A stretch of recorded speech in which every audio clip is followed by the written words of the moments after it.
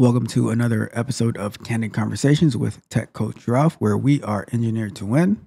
Today, I want to talk about what I would consider probably the worst advice that people openly give and openly share, right? And what is that advice? That advice is you should follow your passion. What? How could you say such a thing? Shouldn't everyone follow their passion? Well, let's find out.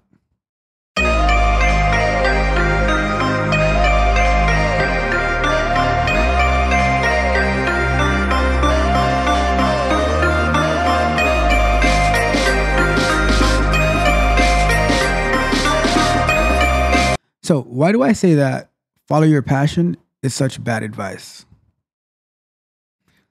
Well, what if you're passionate about doing drugs or drinking or using steroids? Who knows, right? What if that's what you're passionate about? Is advice still at that point follow your passion?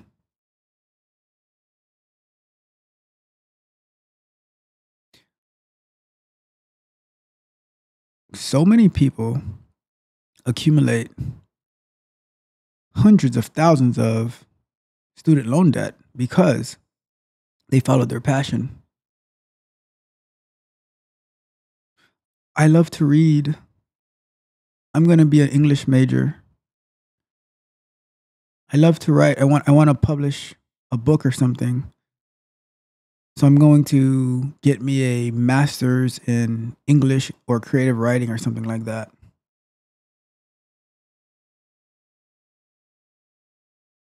But then you have someone come along who didn't really go to college, and they write a book about maybe their life story or something like that, or whatever the case may be. And there you go to the top of the charts. And here you go. You've been trying to write books for 20 years. Maybe you're passionate about rapping or something, and you're 50 years old, still trying to drop your first album. You can publish your music to like the Google Play Store or wherever that might be for free, or you can put it on SoundCloud. But you got like 5 views in the past 5 years. You get one view a year on your song, on your track. But hey, follow your passion, right?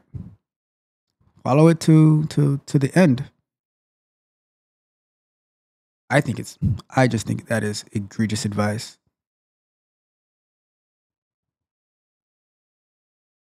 And who gives this advice? Parents, family members, friends.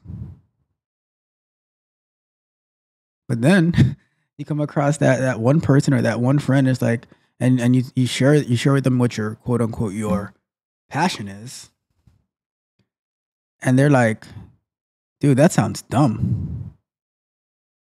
Like, what's like that's terrible. It's like, oh, you're a dream killer, you're a hater, all that type of stuff, right?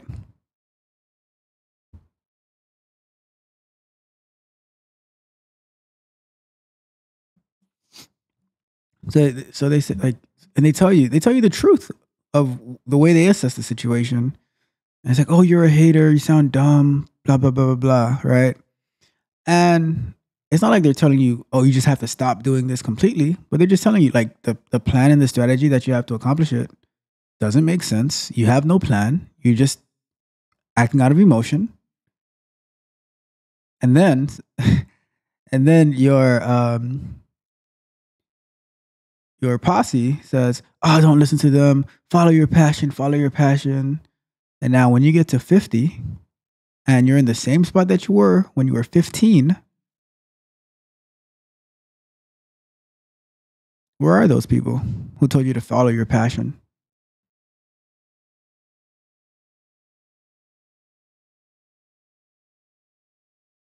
if they even still know you, they might be laughing at you. Oh, look at him at 50 years old, still trying to be a rapper.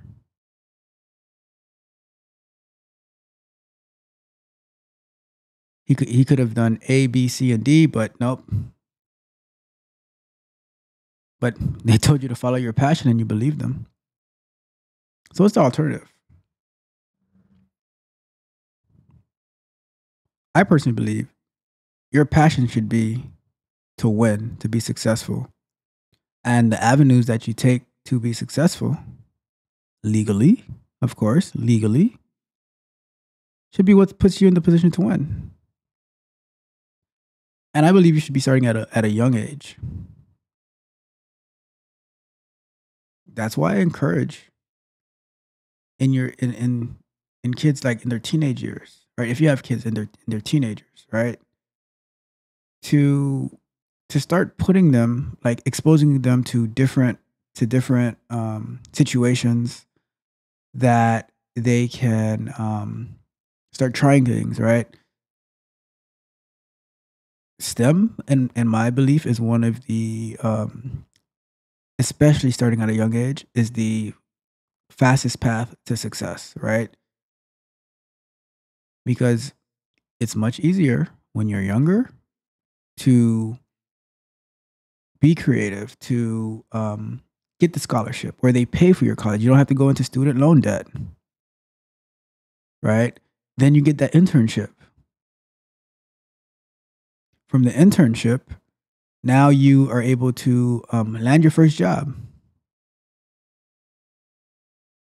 Now, after you land your first job, you start growing from there, and then you can start like creating your own things, the path to success.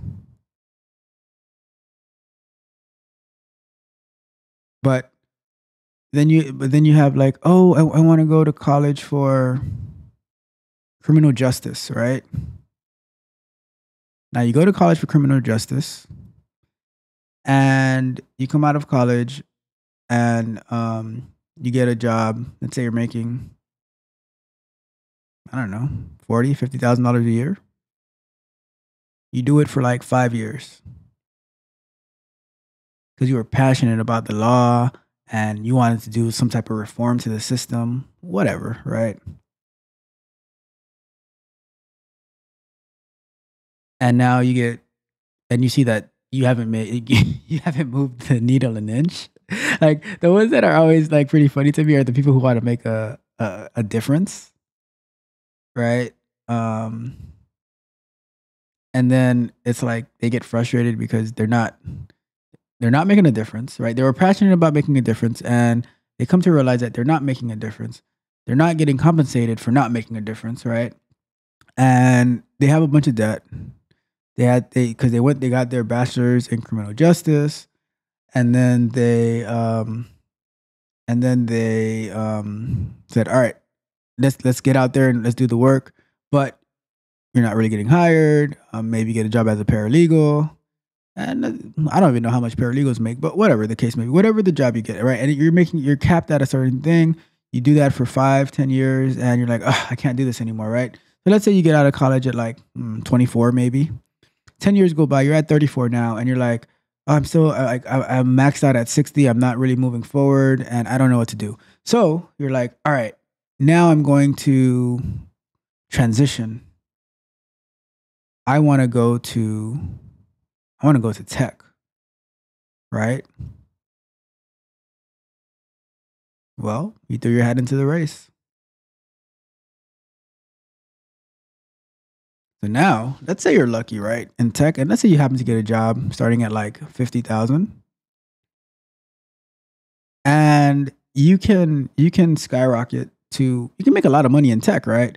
But at 34 now, the past 10 years, you trying to make a difference, not getting compensated for the difference you're not making, when if you had probably planned earlier on, you probably would have been at like, and you might have been making like over six figures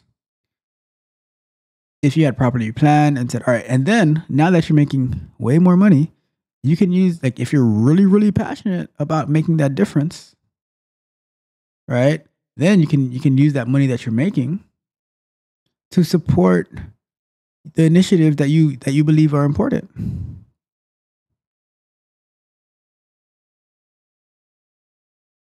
Now that you're actually starting to be successful and you have more economic freedom,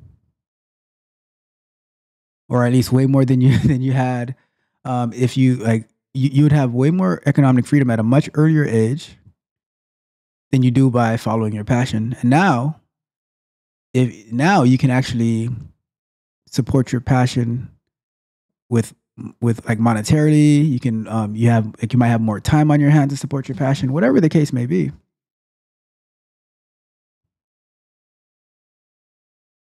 Right? Does your passion align with the life that you want, or are you going to follow your passion for so long that it's going to leave you in the worst position, and then you're going to be bitter and upset about it?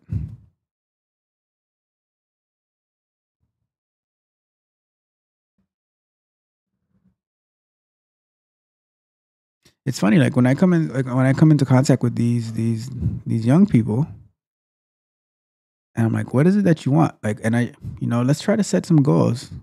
And they set somewhat ambitious goals, but then I'm like, all right, let's work on them, and it's like nowhere to be found. I'm like, all right, cool.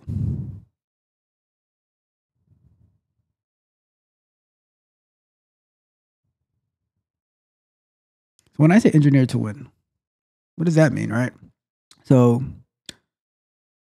I'll give a personal example.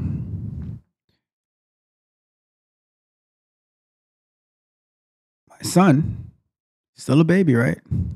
Just learning how to walk. But I got him like baby engineering books about coding and statements and like if statements and all of that stuff, right? He was barely making verbal noises when I got him those books.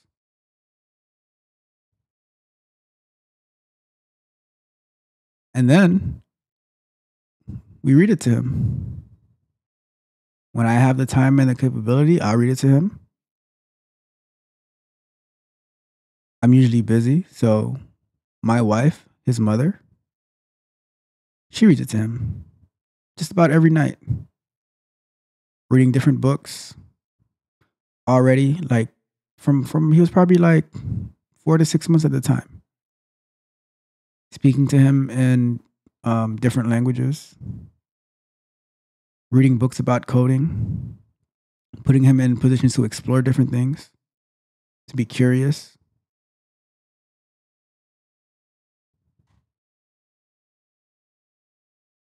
from an early age.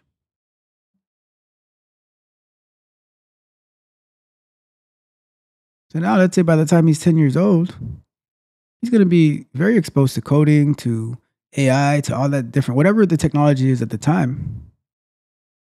He's gonna already be using it, and that's who you're gonna have to compete with. David Goggins has a saying, be a full time savage. What better way to set a child on the path of success, since the moment they get out of the womb, you're already preparing them to win.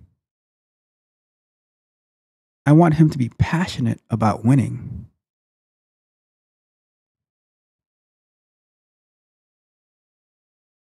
And when your passion is on winning, you will strategize and optimize your life, your decisions on what is going to put you in the best position to win.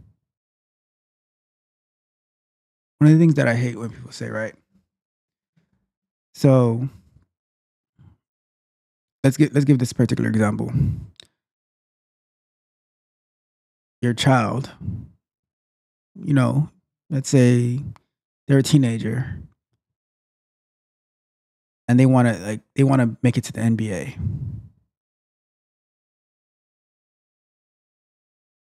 So now, let's say I come in, right, Mr. Realistic, and I say, well, I'm not saying it's not possible, right? Well, I don't even start with that. I said, this is how the conversation would go. I'm like, all right, what do you want to do? I want to be a basketball player in what, the NBA? Yeah, I do. I'm like, okay, you know that there's only 450 spots in the NBA, 30 teams, 15 players on a roster, the best of the best, right? Are you starting on your are you on the team in high school? No, why not? Oh, my grades weren't good enough. I'm like, okay, cool. Are you gonna get your grades better? Yeah. Like, are you doing your work? Yeah, right. And I say, where you are when you were on the team, were you starting? No, not really. I'm like, all right. And I'm like, all right, cool. Well, how often do you practice? And that's not practice like going to play pickup at the park or going to like the actual practice in the with the team. Like, how often do you practice on your own, making yourself better? Never. Okay, cool. And I tell you, all right, I want you to read this book, right? I want you to read this book to start giving you the mindset of what do you need to do to get to where you have to be. And you I tell you, I want you to read this book, right? It's gonna give you that, it's gonna set a winning mindset for you. And then you can barely get to the third chapter of the book after 6 months.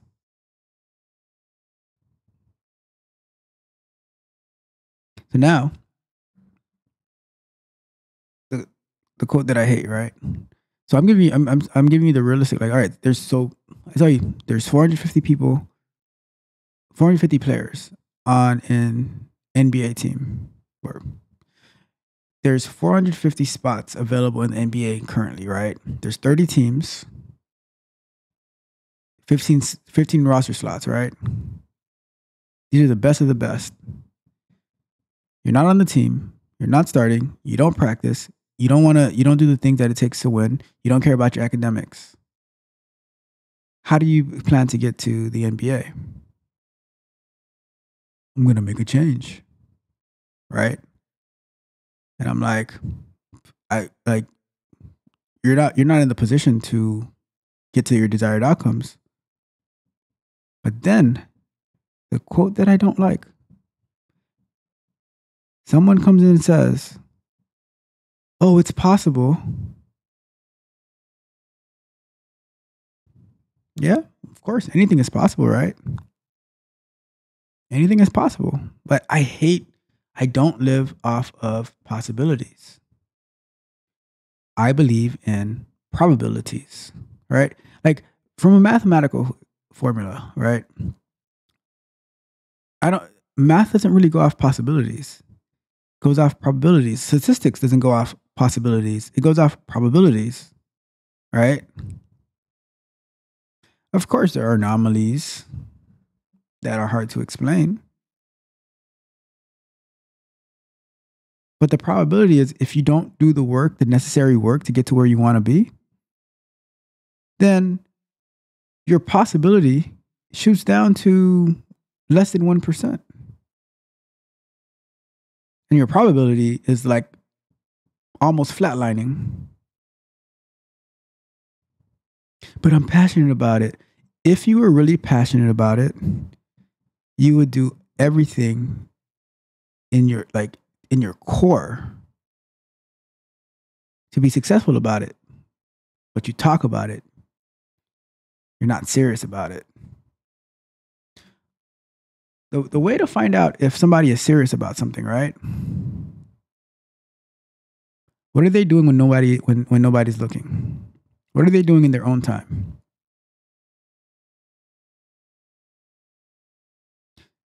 Someone that someone that like a famous athlete that I've grown to have like respect a lot more for after hearing about their work ethic is Kobe Bryant.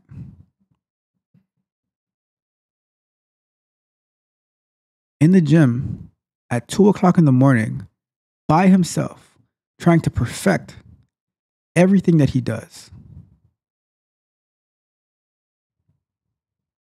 See, that's passion met with preparation.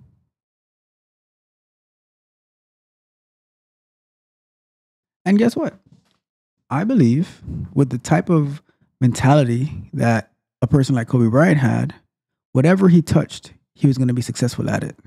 Whether touching a basketball, whether touching tech, whatever it might be, he was going to be successful because he was driven. Maybe not the smartest, maybe not the most talented, but when you outwork the competition, you can't be stopped. See, that passion about being successful and not just being passionate about doing one particular thing is what makes you great in anything that you do.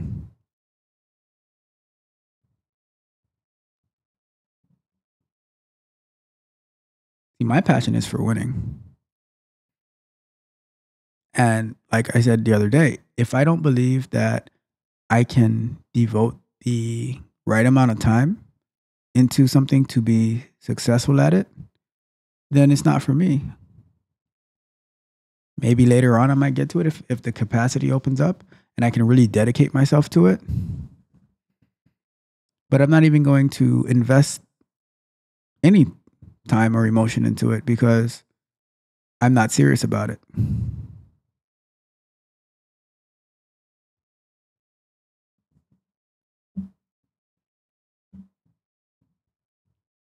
Follow your passion, right?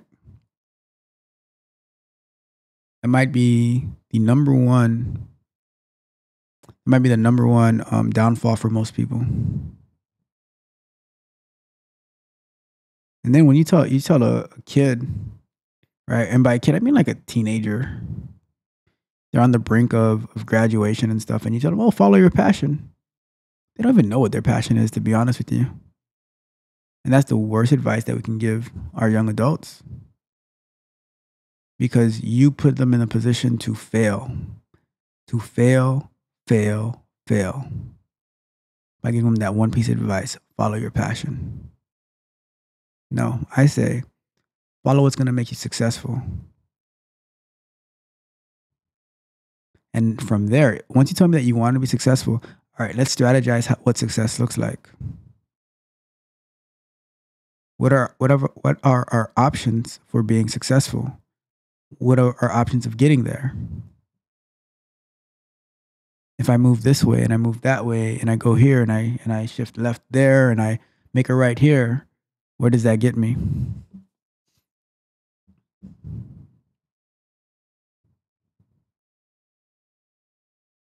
Right?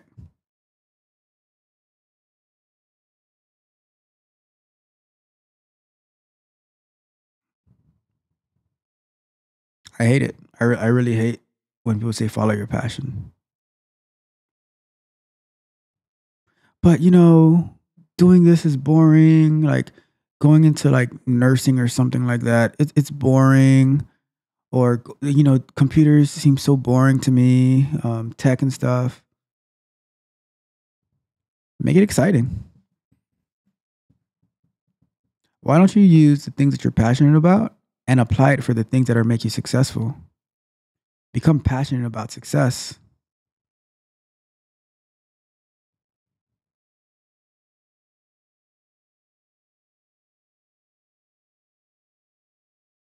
Because I'm passionate about winning.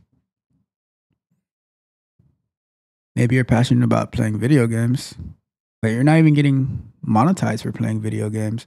You're paying to play those video games and you play it for like 5, 6 hours a day.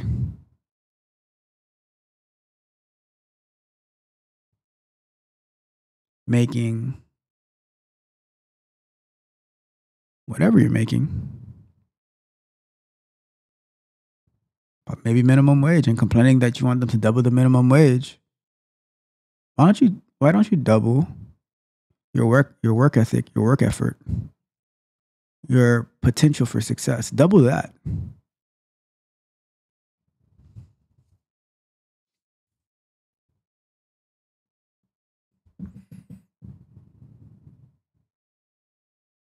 I mean, you can be passionately broke. That's always a possibility. But sometimes you need to know how to, if you don't like where you are, maybe you should close your mouth and listen more. 2 ears, 1 mouth. Is that how the saying goes?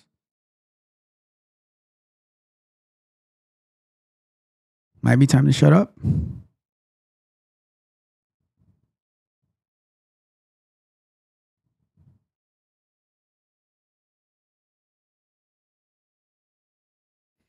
It's up to you. You can passionately continue to lose, doing what makes you quote unquote feel good. But I don't know how it makes you feel good, because you're always complaining about how you don't have enough, how you lack.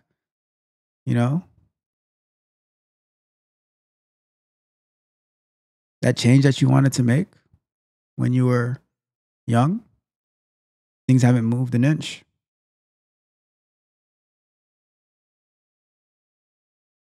And your pay hasn't moved less than an inch.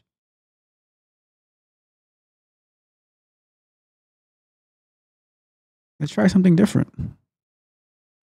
Let's be successful. And then after success, if we still have that same passion, we can invest in it a little bit, right? It's never too late to start that. But let's remove the burdens that we set on ourselves to start off with. Let's say you're not passionate about STEM, but you go to school for your STEM and stuff like that, and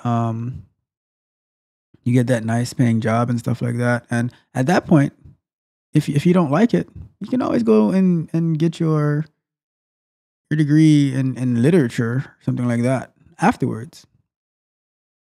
There's no time frame on when you can stop trying to write a book. Maybe you can write a book about how you were so bored in tech or in the medical field or something like that, and how you transitioned into literature. Who knows? But at least you have something to talk about.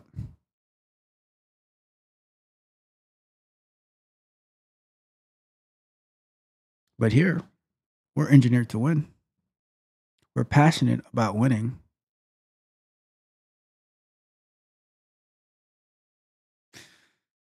Let me know what you think. Am I off?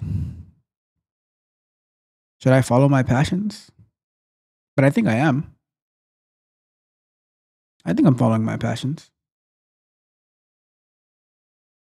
I just make sure my passions align with what's successful. That's the only difference. Your passions align with what makes you feel good. My passions align with what actually makes me good. Let me know what you think. Leave me a comment. Send me an email. Let me know if you want to make a switch.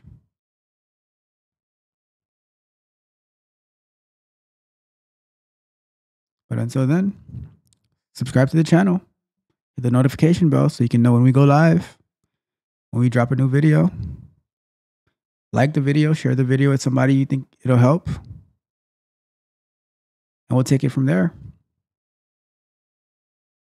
Let's go out there and passionately win. Leave the following your passion nonsense to the side. And let's win. And once we win, sky's the limit. All right, friends, family.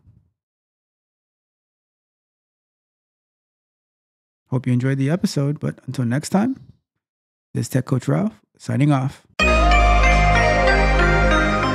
If you enjoyed the fascinating information shared in this video and you want more, be sure to hit the subscribe button to Tech Coach Ralph to be notified for new videos.